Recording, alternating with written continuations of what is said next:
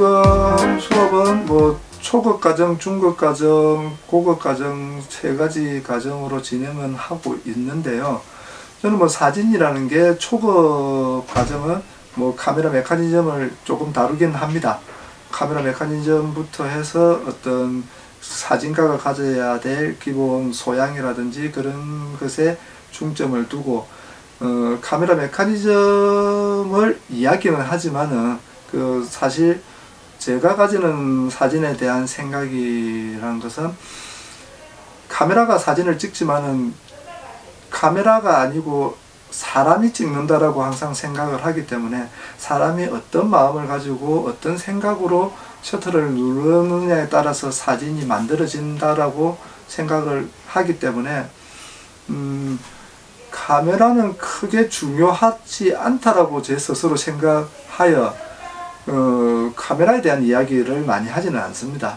그거는 뭐 그때 뭐 배워가면서 카메라 기술은 배워가면서 사진을 찍어도 된다고 생각하는 주의여서 가능하면은 어떠한 마음 자세 어떤 생각을 가지고 사진 대상을 바라보고 관찰할 것이냐에 대한 이야기가 제가 하는 사진 수업의 전부인 것 같습니다. 제 작은 노트에도 나와 있는데 사실 이번 비평범의 조화는 사진을 촬영하기 시작했을 지금 전시하고 있는 문현 안동네 벽화마을이라고 하는 그 동네를 처음 제가 갔을 때 그때부터 제 사진이 바뀌기 시작한 시기였기 때문에 어떻게 보면은 제한테는 이번 전시가 그동안의 저의 사진가라고 할 수 있는 그 시기 전체를 한번 되돌아보는 그런 과정이라고 할 수 있을 것 같습니다. 그러면서 이제 이번 컨셉 주제가 제가 그동안에 생각하고 있었던 어떤 이해라는 사진가는 항상 누군가를 만나고 그 대상을 바라보고 관찰하고 그 대상을 내 카메라에 담아야 되기 때문에 누구나 마찬가지겠지만은 이해라는 단어가 항상 머릿속에 남아 있을 수밖에 없다라고 생각하거든요. 그래서 이제 제가 이번에 작업한 게 스트레이트 사진이라기보다는 어떻게 보면은 메이킹 포토라고 할 수 있는 장르인데요. 그래서 저는 그 이해라는 그 단어를 제 나름대로 어떻게 표현하여서 남들과 공감할 수 있을까 그런 생각으로 이번 작업을 메이킹 포토로 작업하게 되었습니다.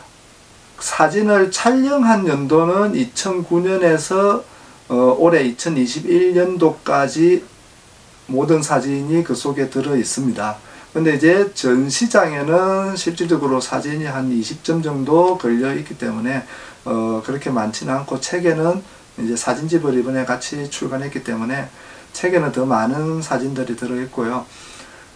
제가 이번 사진전을 정리하면서 보니까 2009년에서 2021년까지 그 동네를 쭉 바라봤지만은 가장 많이 제가 접근한 연도가 2013년이더라고요.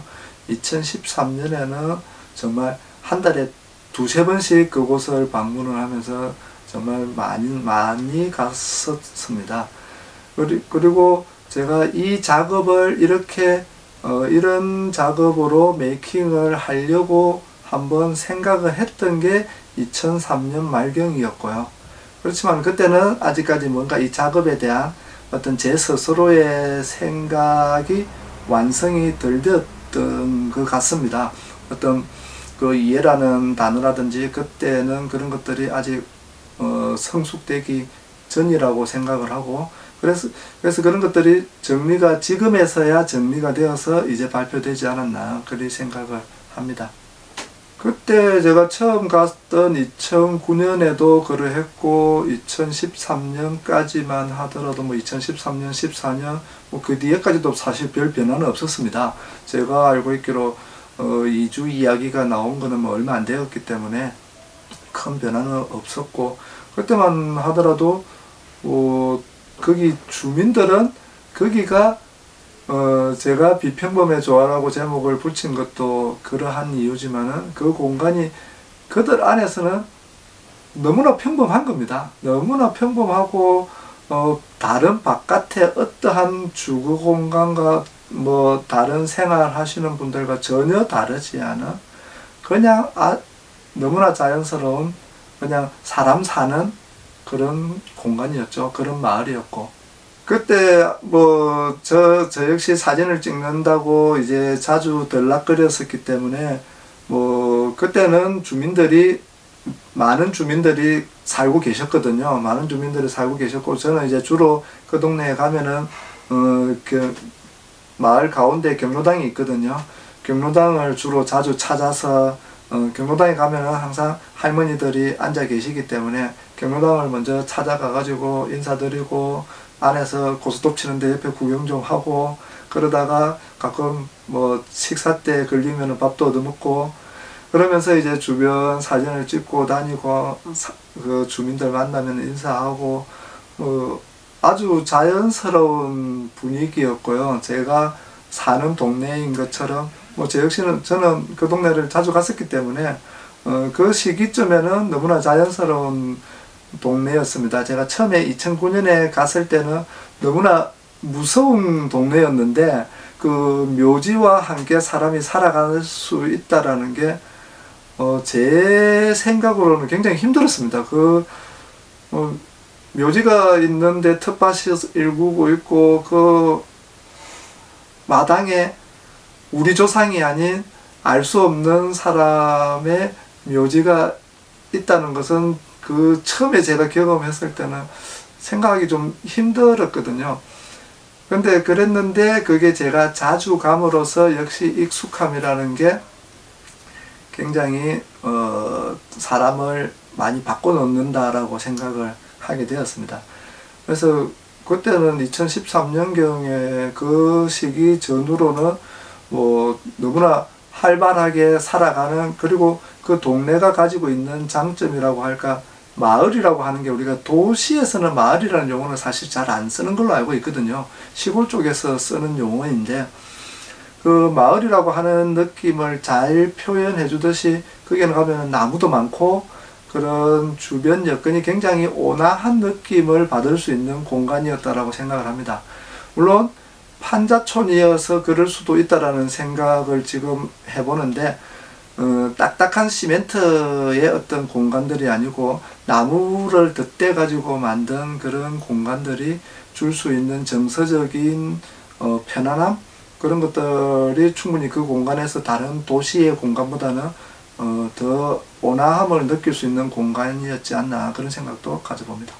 저는 많은 분들이 그런 이야기도 하시는데 아날로그 필름에 대한 이야기, 그리고 요즘 디지털은 진정성이 부족하다는 이야기, 그런 이야기들도 하시는데 저는 그리 생각을 해봅니다. 사진이라는 게 아날로그 필름 시대에서 디지털로 전환이 되고 하면서 어떤 많은 변화는 일어났지만, 물론 아날로그가 주는, 필름이 주는 진정성이라고 하는 게 분명히 좀 더 있을 수는 있다라고 봅니다.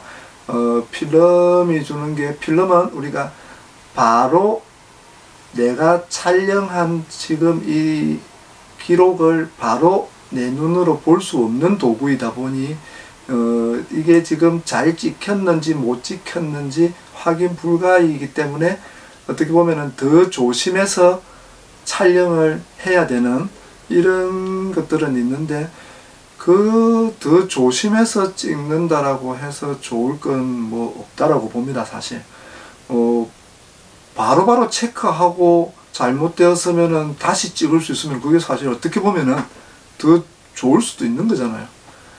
그런 면에서 저는 아날로그가 좋다, 디지털이 좋다, 절대 그런 거는 없다라고 보고, 단 내가 표현하고자 하는 어떠한 그 주제가 아날로그가 어울릴 때도 있을 것이고, 아직까지도 디지털 시대지만은 필름이 어울릴 수 있는 주제도 분명히 있다고 보고요.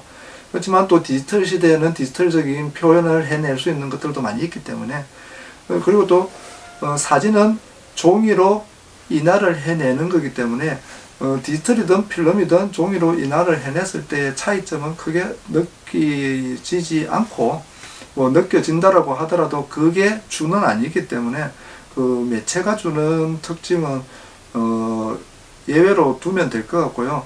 그렇지만 사진은 디지털이든 아날로그든 사진이라는 것을 하고 싶느냐 아니냐가 중요하겠지. 사진은 영상하고 다르게 정지된 장면을 촬영을 해서 그 정지된 장면으로 상상을 하고 추론을 하고 뭔가 이해를 하는 그런 매체지 않습니까? 그게 기록 사진이든 예술 사진이든 어떠한 장르든지 간에 한 장의 정지된 사진이라는 것은 정지된 장면을 두고 이전을 추억할 수도 있는 거고 미래를 상상할 수도 있는 그런 다양한 나의 생각을 끄집어낼 수 있는 그런 예술 장르 중에 하나이고 기록 장르 중에 하나이기 때문에 충분히 저는 사진은 너무나 매력적인 매체이다.